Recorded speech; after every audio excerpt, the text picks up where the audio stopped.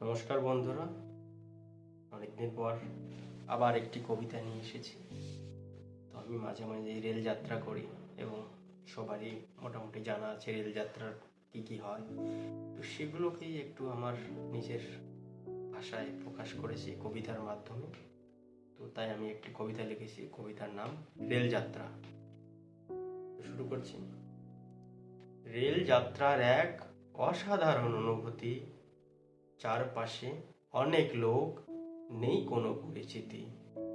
কেউ একা, কারো পরিবার, কেউ বা বন্ধু বান্ধব মিলে চলেছে সবাই নিজ নিজ লক্ষ্যে, হাল্লা হট্টগোলে। কেউ বসে, কেউ শুয়ে, আরো কেউ গল্পে মাতুহারা, কেউ বা বসে শান্ত মনে হয়ে মন মোরা। মাঝে মাঝে ভেন্ডাররা এসে জোরে চিৎকার করে, বিরক্তি লাগে সব থাকলে ঘুমের ঘোরে।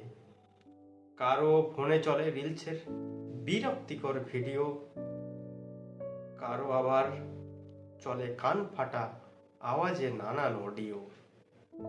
জানালার দিকে তাকালে এক অমায়িক সৌন্দর্য,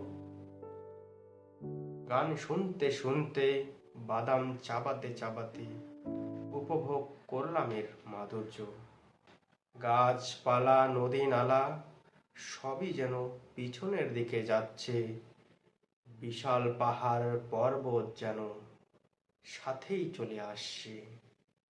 সব কিছু পিছনে ফেলে এগিয়ে চলে যাত্রা। রেল যাত্রার আগন্তুক অভিজ্ঞতা নেই যে কোনো মাত্রা। ধন্যবাদ বন্ধুরা, ভালো লাগলে একটু লাইক কমেন্ট দিয়ে আমাকে উৎসাহিত করবেন। ধন্যবাদ।